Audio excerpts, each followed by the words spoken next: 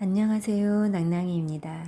전 요 근래에 책 읽는 것도 그전만큼 재미가 없고 일단 읽기로 했으니 끝까지 읽기는 해야겠고 의무감에 사로잡히다 보니 책 읽다가 자꾸 다른 생각을 하게 되고 갑자기 핸드폰 게임을 하거나 인터넷 기사를 보거나 커피를 마시기도 하면서 쓸데없는 행동들을 하게 되더군요.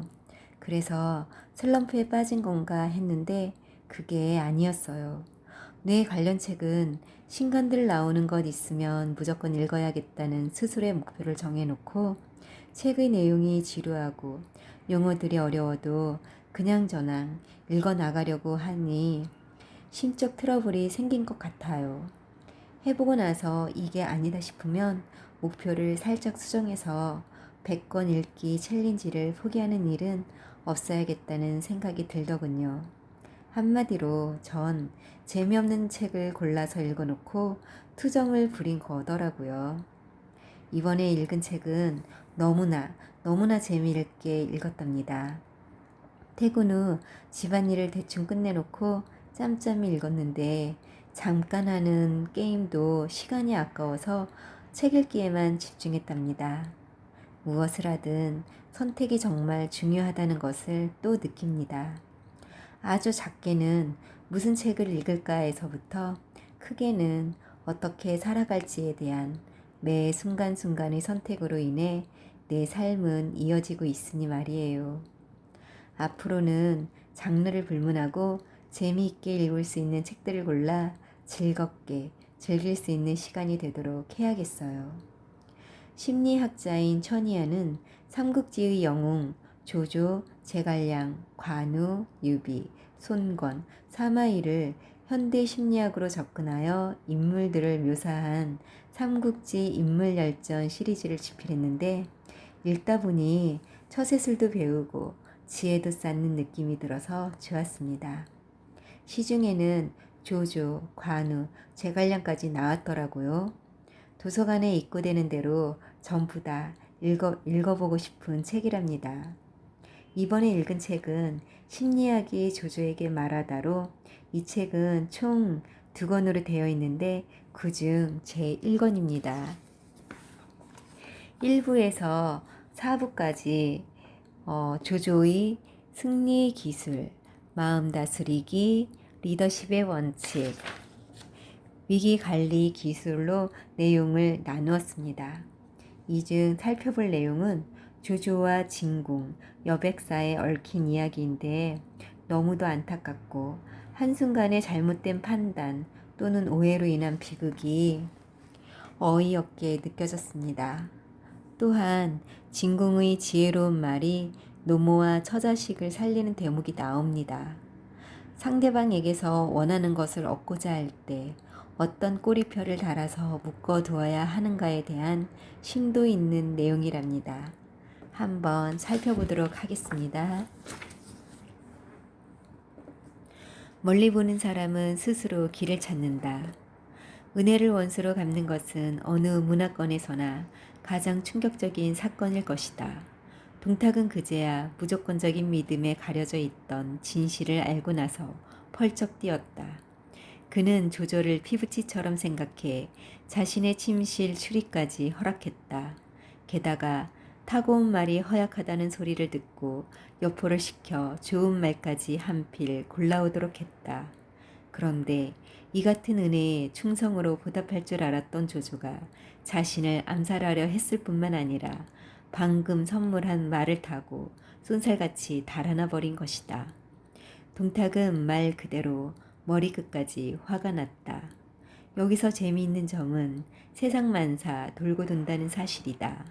조조는 동탁이 내린 준말을 타고 가버린 뒤 그를 배신하고 나중에는 관우가 조조에게 받은 족도말을 타고 그를 떠나게 되니 말이다. 은혜를 원수로 갚으면 엄청난 보복이 뒤따른다. 호혜의 원리가 가진 또 다른 면이라고 할 수 있다.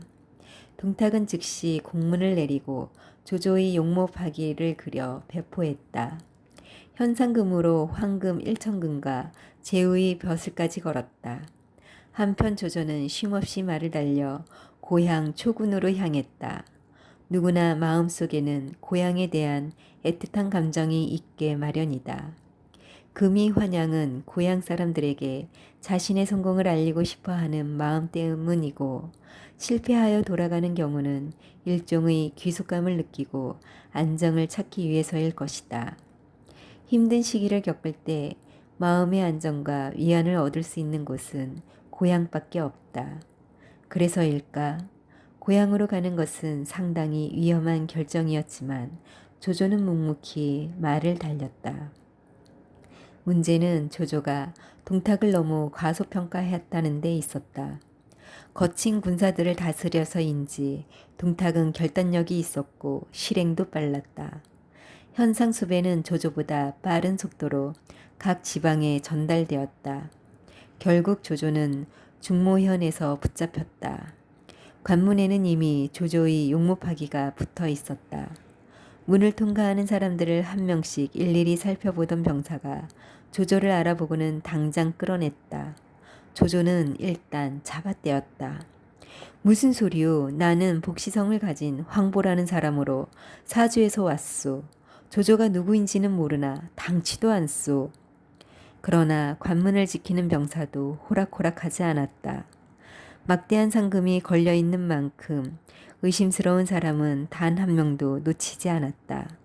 더군다나 조조는 상부에서 내려온 수배범의 인상차기와 딱 맞아떨어졌다. 결국 그는 현령 앞으로 끌려가게 되었다. 조조는 여전히 자신의 신분을 부인했지만 현령이 호통을 쳤다. 그만둬라. 내가 벼슬을 청하러 낙양을 갔을 때 만난 일이 있거늘 아직도 발뺌을 하느냐? 여봐라. 저자를 당장 가둬라. 내일 아침 날이 밝는 대로 승상부로 압송할 것이다. 제후 벼슬은 내 차지가 될 것이나 황금은 모두에게 골고루 나누어 주겠다. 그 말에 병사들은 좋아서 어쩔 줄을 몰랐다. 조조는 더 이상 빠져나갈 길이 없음을 깨닫고 입을 다물었다. 마음이 복잡했다. 해가 진 후 현령이 보낸 수하가 다가오더니 감옥문을 열었다. 그러고는 조조를 밖으로 불러내어 후원으로 데려갔다. 감각이 남달리 예민한 조조는 목숨을 건질 기회가 왔음을 직감했다.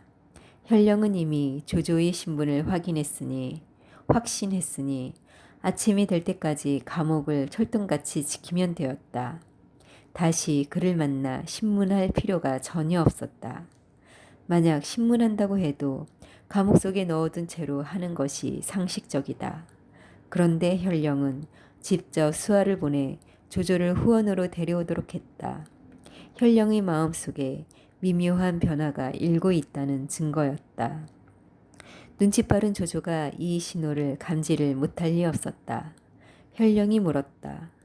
동승상이 무척이나 가까이 두었다고 하던데 어째서 위험을 자초했느냐? 여기서 어떤 반응을 보이느냐가 매우 중요했다. 현령이 자신을 풀어줄 수도 있다는 것을 알아차렸으니 어떻게든 적당한 명분을 찾아내야 했다. 자칫하다가는 어렵게 얻은 기회를 날려버릴 수도 있는 위험한 순간이었다. 조조는 현령에게 동정심을 사기보다는 오히려 그와 자신의 입장을 동등하게 만드는 작전을 택했다.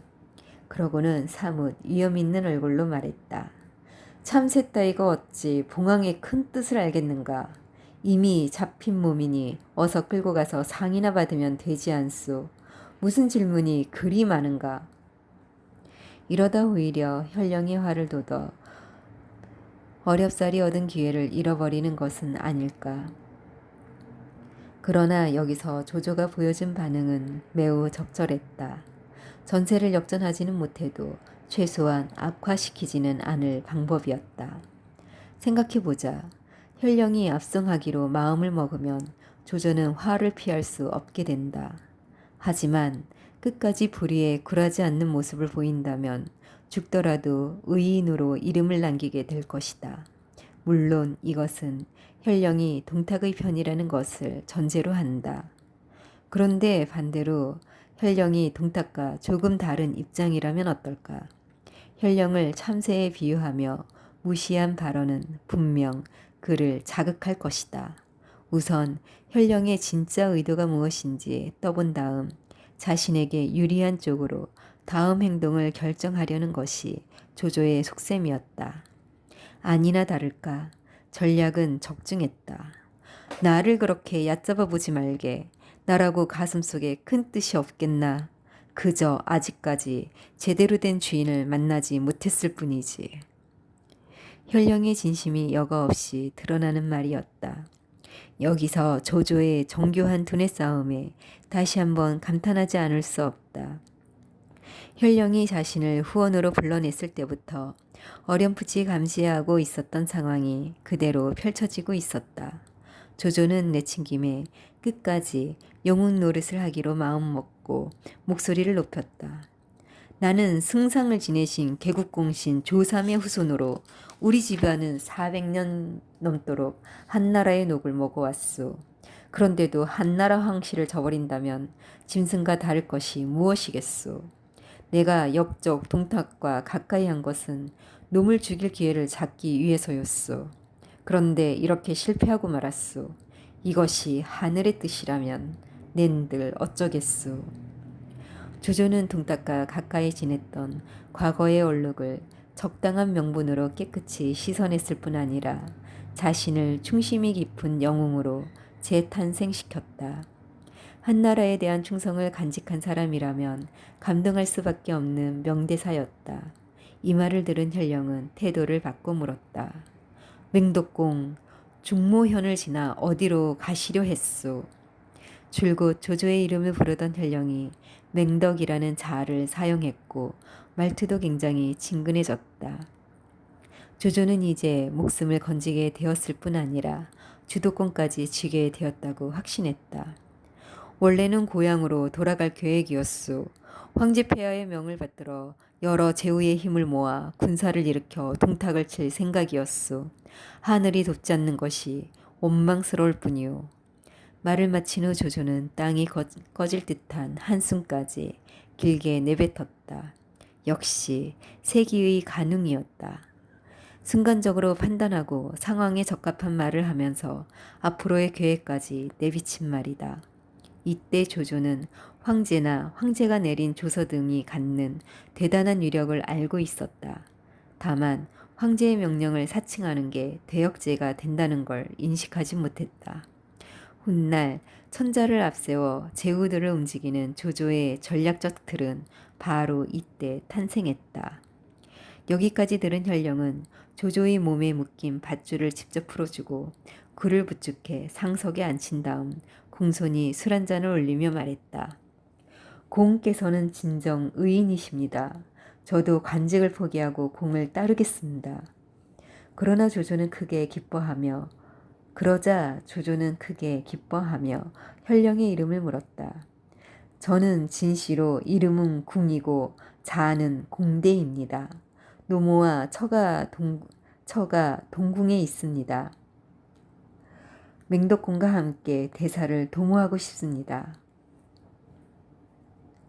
이렇게 해서 조조는 위기를 무사히 빠져나왔을 뿐 아니라 생애 첫 추종자까지 얻게 되었다. 이 모든 것은 상황을 자세히 관찰하고 예민하게 분석해 사람의 마음을 흔드는 전략 덕분에 가능한 일이었다. 그는 상대를 탐색하고 그에게 조금씩 파고들어 불리한 상황을 역전시키는 장면을 연출해냈다. 만약 조조가 조금이라도 신중하지 못했다면 어떻게 되었을까? 운 좋게 살아남았더라도 진궁이 관직을 포기하고 위험을 감수하면서까지 조조를 따르지 않았을 것이다. 여기에서 조조의 리더십을 엿볼 수 있다. 조조와 진궁은 짐을 꾸리고 변복한 다음 초군을 향해 길을 나섰다. 해가 저물자 두 사람은 관군의 추격을 피해 조조의 아버지와 친분이 두터운 여백사의 집으로 갔다. 과연 동탁의 힘은 대단했다.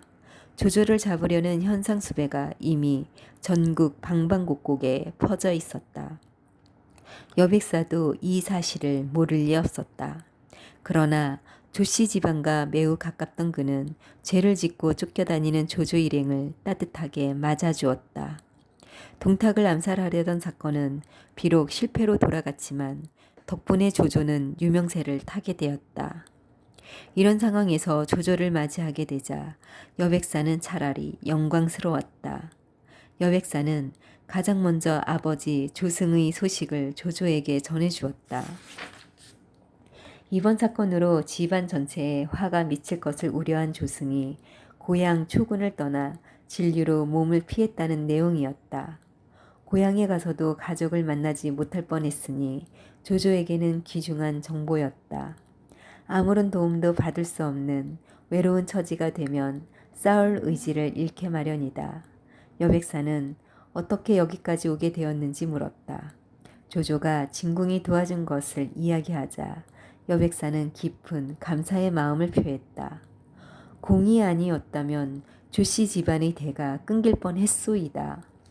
조조가 무사한 것을 보고 크게 기뻐한 여백사는 진궁을 잘 대접하리라 마음먹었다. 그런데 마침 집에 술이 없었다. 이복의 조카, 두 사람은 우리 집에 편안히 있게 내가 서촌에 가서 좋은 술을 사올 테니 자네 목숨을 구한 생명의 은인을 푸짐하게 대접해야 할 것이 아닌가. 여백사에게 조조는 아들 같은 존재였다. 그러한 조조를 구해준 진궁이 너무나도 고마워서 여백사는 직접 좋은 술을 사다가 대접하기로 했다. 원래 이런 일은 하인을 시키곤 했지만 여백사는 호해의 원리에 따라 직접 나귀를 타고 술을 사러 나갔다. 그러나 노인의 넉넉한 마흔 씀씀이가 결과적으로는 멸문지화의 참국을 부르고 말았다. 심리학으로 들여다보기. 선견지명이란 이미 벌어진 상황을 꿰뚫어 보는 것에 지나지 않는다. 앞날은 누구도 예견할 수 없다. 비나 눈처럼 과학적 경로를 통해 관측할 수 있는 것도 아니다. 상대의 심리, 사회의 변화로 짐작하고 예측할 뿐이다. 자기 합리화는 방패가 될 수 없다. 먼저 선수를 쳐야 한다. 한 발 늦으면 끝장이다. 순식간에 판단을 내린 조조는 검을 뽑아들고 진궁을 불러 여백사 집의 후원으로 뛰어들었다. 그러고는 닥치는 대로 검을 휘둘러 여백사의 가족 8명을 모두 죽여버렸다. 조조가 갑자기 사리를 품은 까닭은 무엇일까? 사건이 일어나기 전 여백사가 술을 사온다며 집을 나설 때 조조와 진궁은 방에 있었다. 그때 갑자기 어디선가 칼 가는 소리가 들렸다. 화들짝 놀란 조조는 가만히 그 소리에 귀를 기울였다. 앞서 이야기했던 투명 독착각을 떠올려 보자. 이 심리 때문에 도둑은 제 발을 저리고 길에 솟아있는 나무를 경찰로 착각해 깜짝 놀라기도 한다. 조조는 동탁 암살에 실패하고서 달아나다 진궁에게 붙잡혀 죽을 고비를 넘기는 등 여러 가지 일을 겪으면서 심리적으로 무척 지쳐 있었다. 이런 상황에서는 외부 사물을 인식하는 과정에서 착각상관이 발생하기 쉽다. 착각상관이란 실제로는 별다른 연관성이 없는 두 가지 사물을 연결시키고 심지어 둘 사이에 직접적인 인과관계가 있을 것이라 생각하는 심리 현상이다. 조조는 여백사가 직접 술을 사러 간 것과 칼 가는 소리를 연관지어 생각하고는 곧바로 여백사의 동기를 의심하기 시작했다. 아무래도 그가 자신과 진궁을 안심시켜 잡아두고 관군을 부르러 간 것 같았다. 그렇지 않다면 왜 하인을 시켜 술을 사오게 하지 않고 굳이 직접 갔다는 말인가. 여기까지 생각이 미친 조조가 진궁에게 말했다. 여백사는 나와 피 한 방울 섞이지 않은 남남이네. 아무래도 수상하니 후원에 가서 무슨 일이 벌어지고 있는지 엿들어 보세. 진궁에게 조조는 의심할 나위 없는 영웅이자 권위 있는 인물이었다. 권위자의 후광 효과는 매우 강력했다. 그를 따르는 사람은 본능적, 맹목적으로 모든 지시에 복종하기 마련이다. 진궁 역시 아무 생각 없이 조조를 따라 후원으로 숨어들었다. 그때 누군가의 목소리가 들렸다. 빨리 묶어서 죽여버리자. 그 말을 들은 조조는 몸을 부르르 떨었다. 자신의 의심이 여지없이 들어맞았던 것이다. 그는 진궁을 불러 검을 뽑아들고 후원으로 뛰어들어 안에 있던 사람들을 모조리 죽여버렸다. 순식간에 일을 끝낸 두 사람은 주방을 둘러보았다. 그 순간 줄에 묶여있는 돼지 한 마리를 발견했다. 여백사의 가족들은 조조와 진궁을 대접하려 돼지를 잡고 있었던 것이다. 이를 깨닫게 된 조조와 진궁은 깜짝 놀라 머릿속이 하얗게 흐려졌다. 진궁이 먼저 입을 열었다. 맹독공이 의심이 많아 죄 없는 사람들을 죽였소.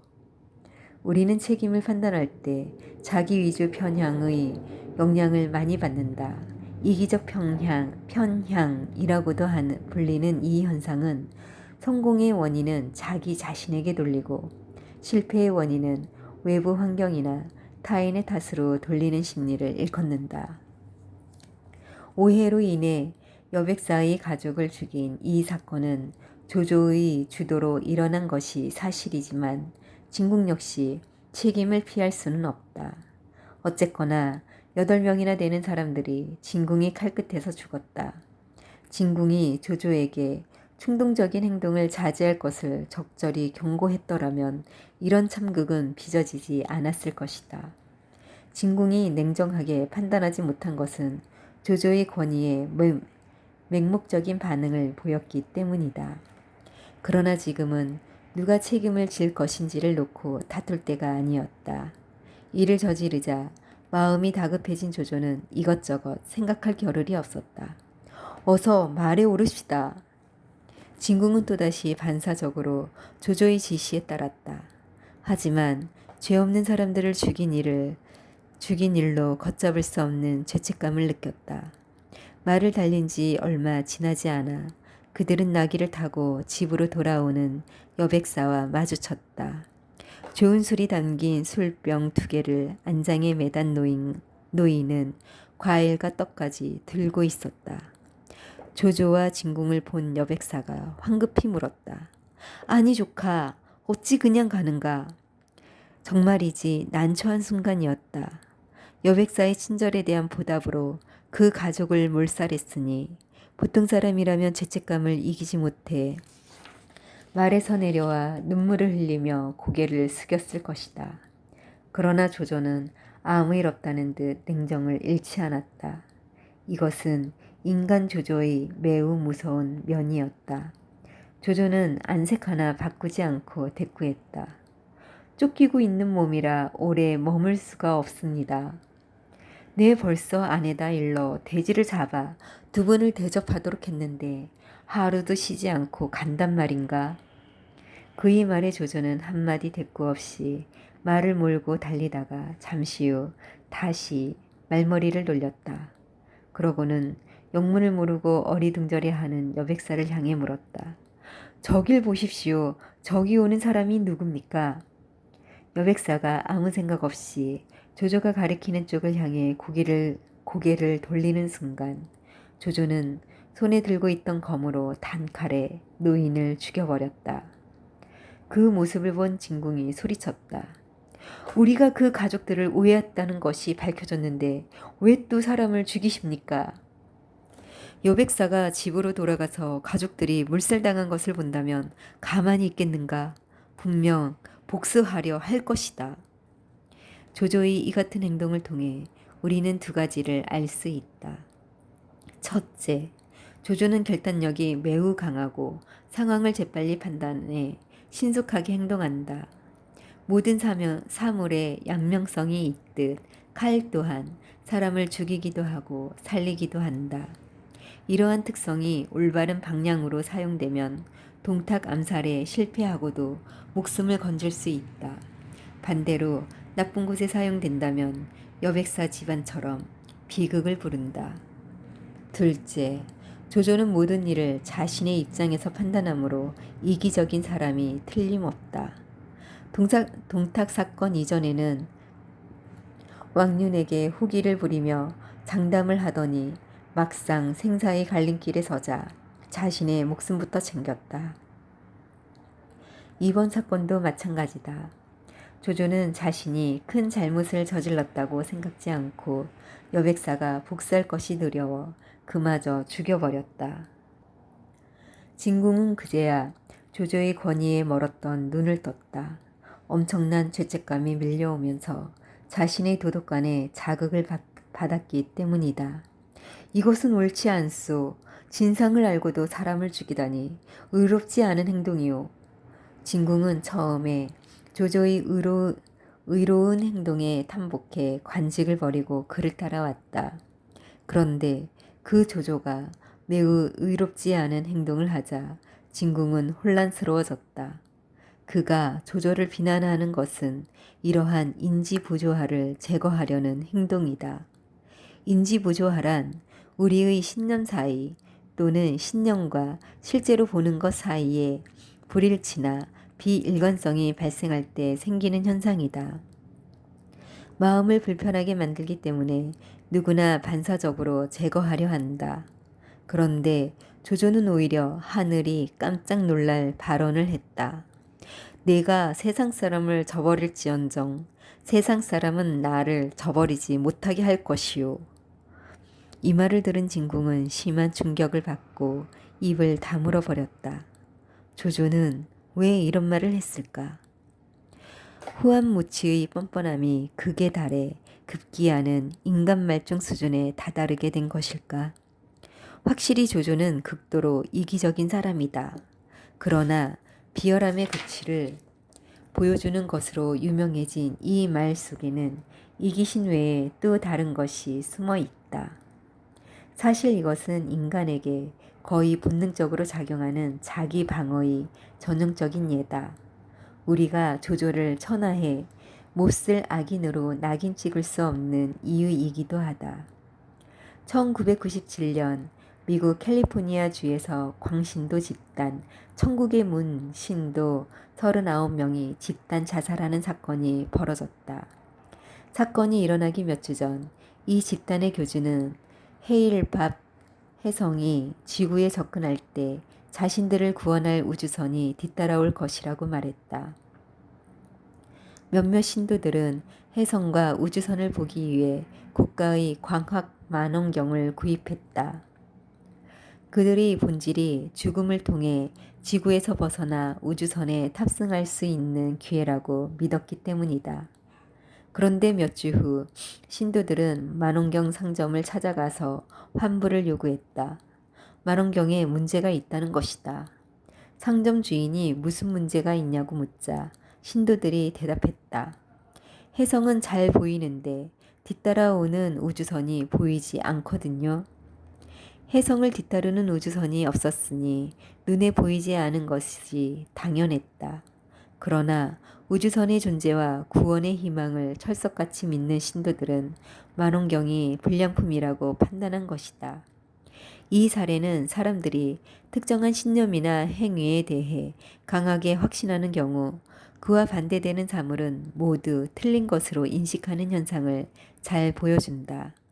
우리는 자신을 방어하기 위해 그렇게 인식하는 이유를 수백 가지 넘게 찾아내고 때로는 황당하기 이를 데 없는 핑계를 댈 때도 있다. 그래야만 마음을 불편하게 만드는 인지부조화를 제거할 수 있기 때문이다. 조조도 사람이니 잘못을 저지른 후에는 마음이 아팠을 것이다. 진궁 역시 어이없는 오해로 여백사의 가족을 물살한 사건을 두고 심각한 인지부조화를 겪었다. 조조의 마음도 그와 크게 다르지 않았다. 오히려 여씨 집안과 친분이 두터웠던 만큼 그 강도는 진궁보다 훨씬 심했을 것이다. 또한 이를 통해 자신의 행위에 정당성을 부여하고 나아가 사회적 도덕관념의 속박에서도 벗어날 수 있었다. 이런 방법으로 자기 합리화를 하지 않았다면 조조는 엄청난 잘못 앞에서 목숨을 끊어 속죄하는 수밖에는 없었을 것이다.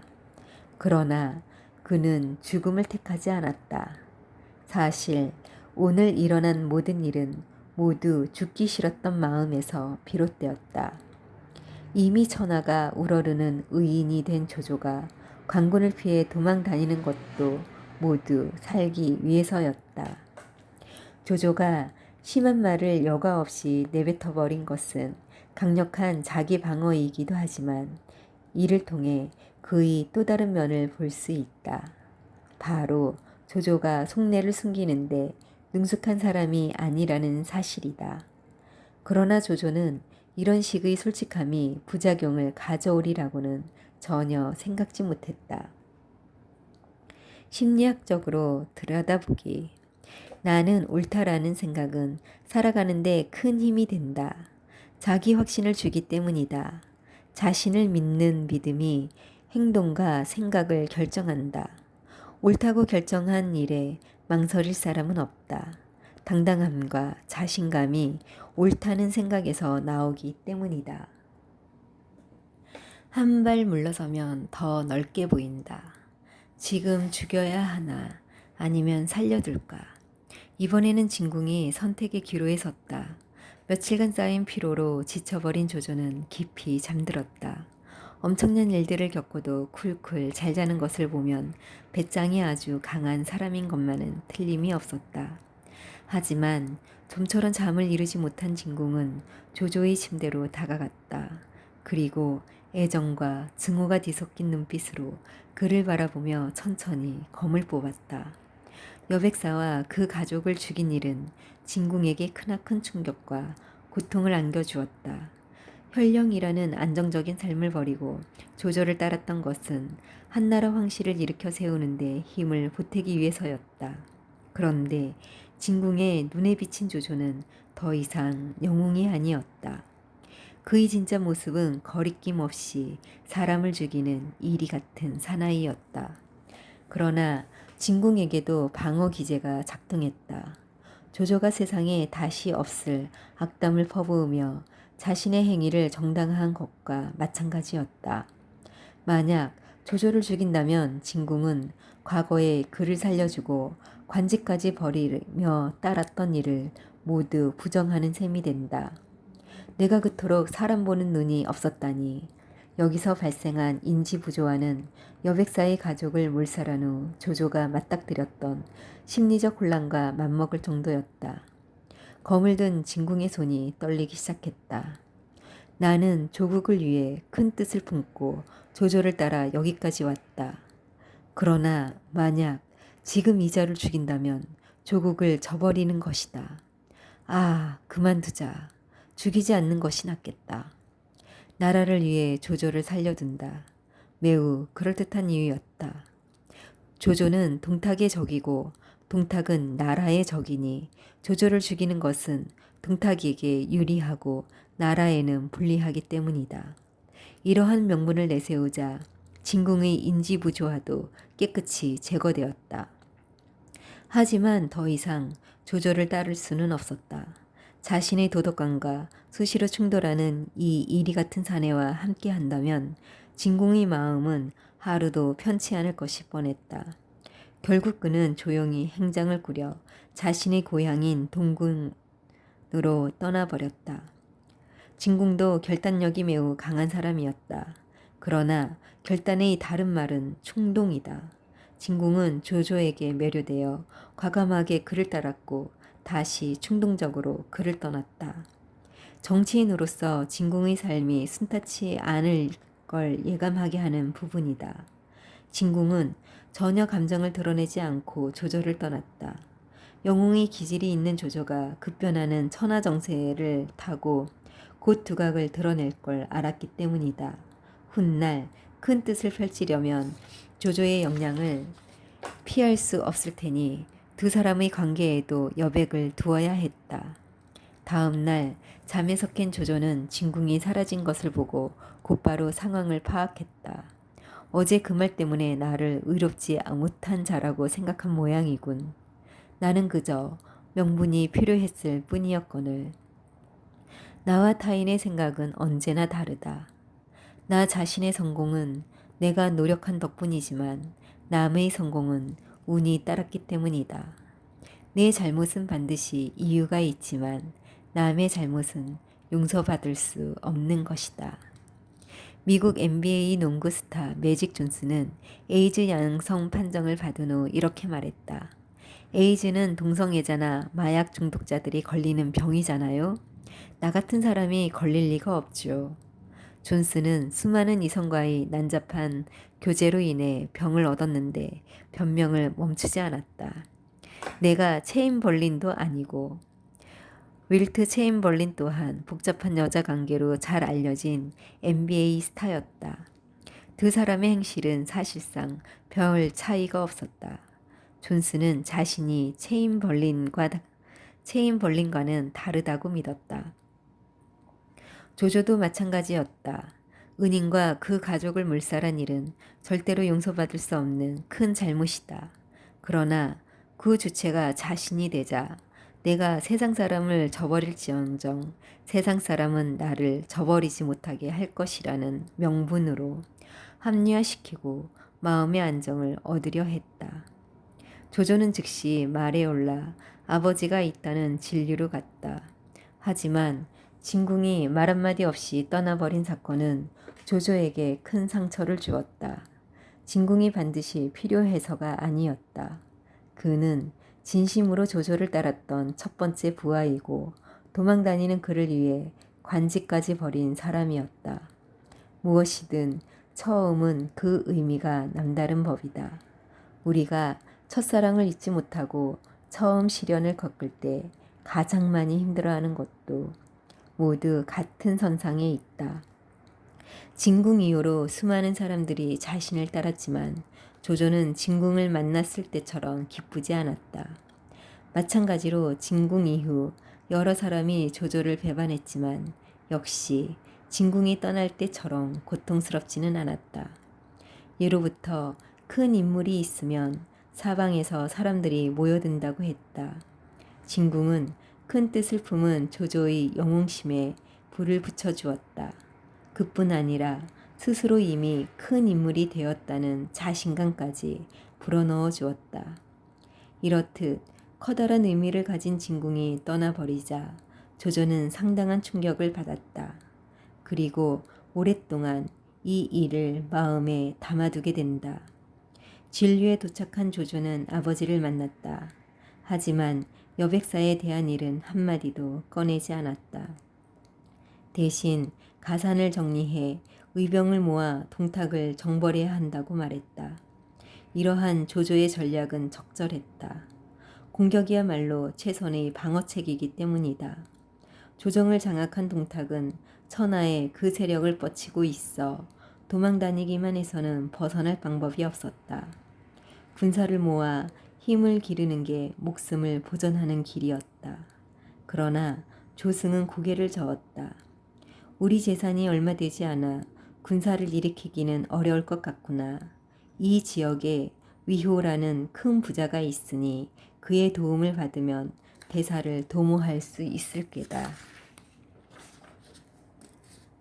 그러자 조조는 곧바로 위호를 집으로 초대했다. 지금 한나라는 주인을 잃고 동탁이 모든 권력을 쥐고 있습니다. 천하가 통곡할 노릇이지요. 제게 나라를 구할 뜻이 있으나 물자가 부족한 것이 한입니다. 공께서는 이 나라의 충의를 간직하고 계시니 이렇게 부탁드립니다. 저를 도와주십시오. 조용히 듣고 있던 이호가 입을 열었다. 진작부터 그럴 마음이 있었으나 지금까지 적당한 사람을 만나지 못하고 있었소. 큰 뜻을 품으셨으니 나도 가산을 기울여 도우리다. 조조를 잘 알지 못하는 이호는 어째서 단 한 번의 만남으로 전 재산을 털어 조조를 돕겠다고 했을까? 먼저 마구잡이로 권력을 휘두르는 동탁이 사람들의 공분을 샀기 때문이다. 그러나 여기에는 또 다른 이유가 있다.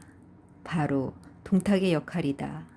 조조를 잡으려 혈안이 된 그가 대대적인 추격을 하면서 결과적으로는 조조의 이름을 전국적으로 홍보해준 꼴이 되었다. 덕분에 조조의 암살 시도는 영웅적 행위로 둔갑했다.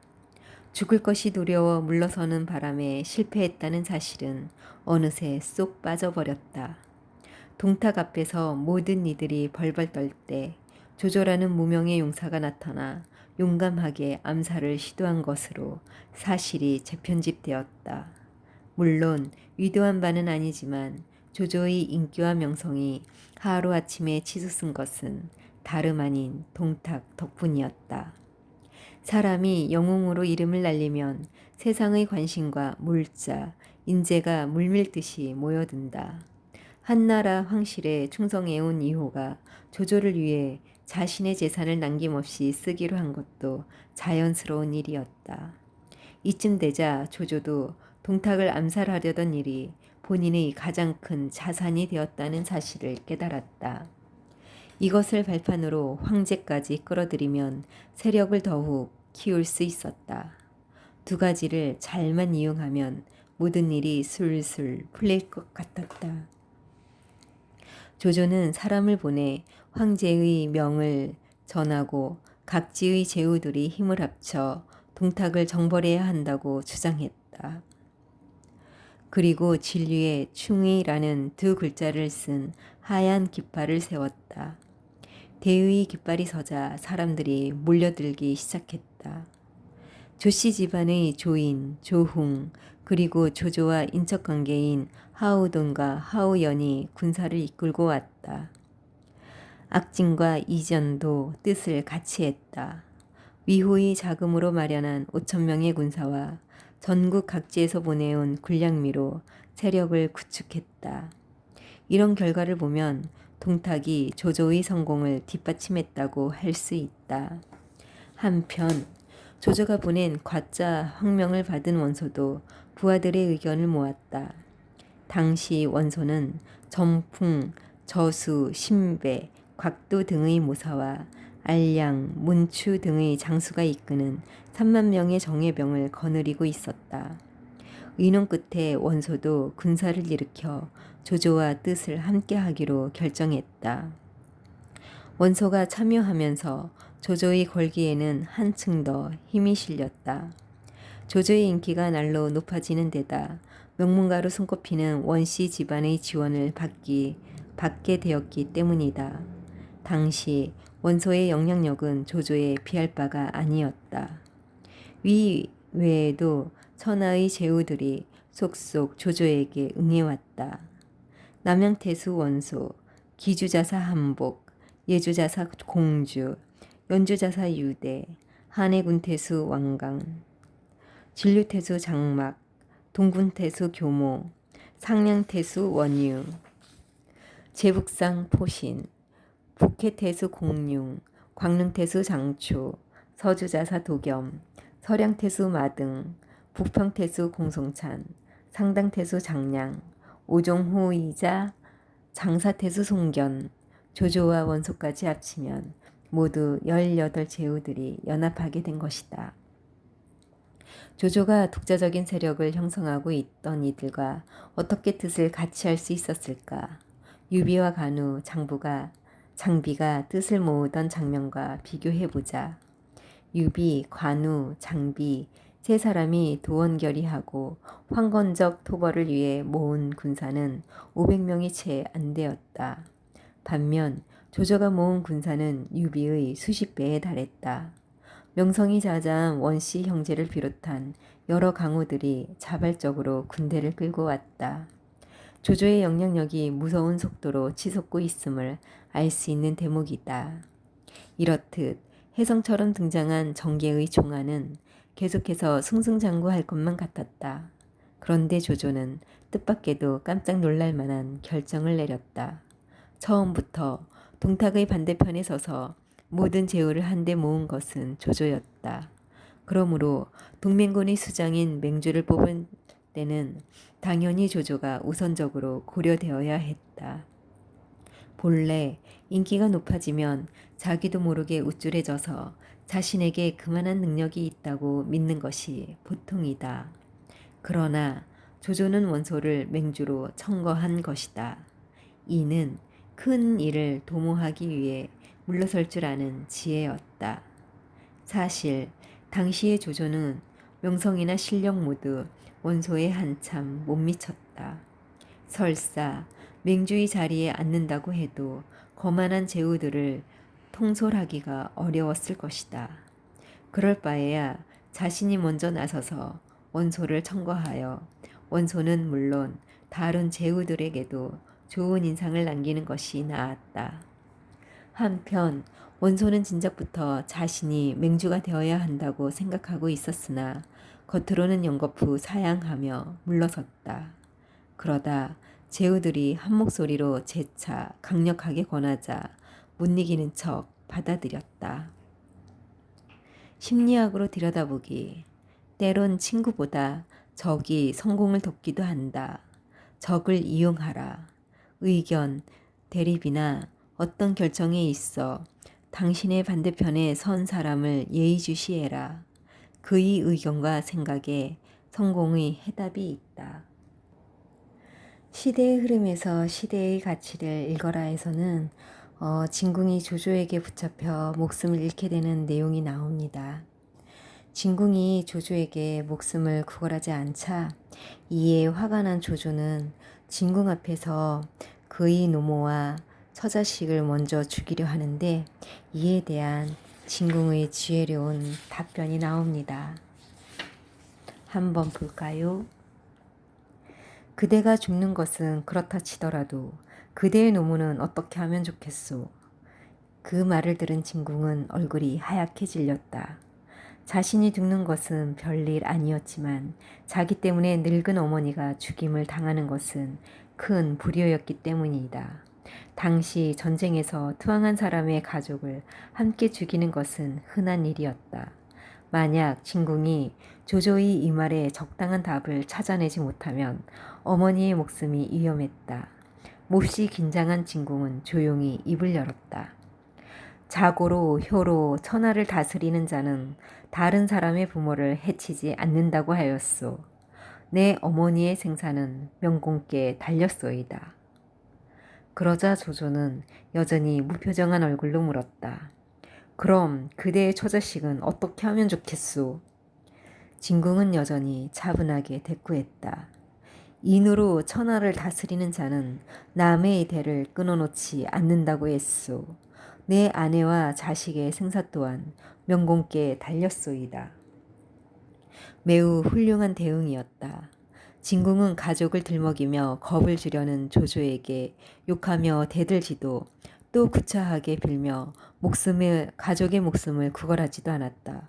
더욱 중요한 것은 조조가 가족의 안위를 빌미로 그를 위협해도 진궁은 굴복하지 않고 더욱 차분하게 말을 했다는 점이다. 여기서 진궁이 사용한 작전은 꼬리표 효과다. 사회에 속한 개인은 사회 주류 가치관의 영향과 구속을 필연적으로 받게 된다. 당신은 비록 난세였지만 충, 효, 인, 의, 예, 지, 신의 주류 가치관이 여전히 뿌리 깊게 자리하고 있었다. 많은 사람들이 이러한 가치관에 의문을 갖거나 심지어 이를 위반함으로써 막대한 물질적 이득을 얻을 수도 있지만 공개적으로는 어기지는 않았다. 특히 조조처럼 천하를 도모하고 민심을 얻으려는 사람은 표면적으로라도 이들 가치관을 따라야 인격적인 매력을 얻을 수 있었다. 이 7가지는 7개의 꼬리표가 되어 사람들이 공개적인 행위를 구속하는 힘을 가졌던 것이다. 진궁은 권력과 힘을 가진 조조가 반드시 천하를 도모할 야심을 품을 것이라 생각했다. 그래서 효로 천하를 다스리는 자는 다른 사람의 부모를 해치지 않는다 라고 말했다. 만약 조조가 진궁의 어머니를 죽인다면 효라는 가치를 위배하게 된다. 그러면 사람들은 조조가 말로는 효로 천하를 다스린다고 하면서 실제로는 전혀 다른 행동을 한다고 여길 것이다.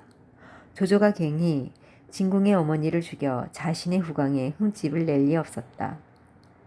그래서 진궁은 내 어머니의 생사가 명공께 달렸다 라고 했다. 겉으로는 조조에게 모든 권한을 넘긴 것 같지만 사실 효가 가지는 구속력 때문에 조조에게는 달리 선택의 여지가 없었다. 인에 대해서도 마찬가지였다. 처자식의 생사를 두고 이인을 언급한 진궁은 역시 조조에게 또 다른 꼬리표를 붙여준 것이다. 이인이 작용하는 한 조조는 진궁의 아내와 자식에게 나쁜 짓을 할 수 없었다. 사람 죽이는 것을 밥 먹듯 해온 조조였지만 진궁은 효와 인으로 그의 손발을 효과적으로 올감했다. 과연 조조는 이들 꼬리표가 시키는 대로 진궁의 어머니와 아내, 자식을 모두 허도로 보내 돌보도록 했다. 진궁은 자신의 설득 작전이 제대로 효과를 거두었음을 알고 미소를 지으며 담담하게 죽음을 맞았다. 심리학으로 들여다보기. 원하는 사람을 움직이려면 꼬리표를 달아라. 친구나 가족처럼 관계의 꼬리표도 좋지만 상대의 의미를 부여하는 꼬리표는 더 좋다. 의리 있는 친구라는 꼬리표를 달면 절대 배신하지 못한다. 그렇다면 당신에게 달린 꼬리표는 무엇인가? 여기까지 낭낭이었습니다.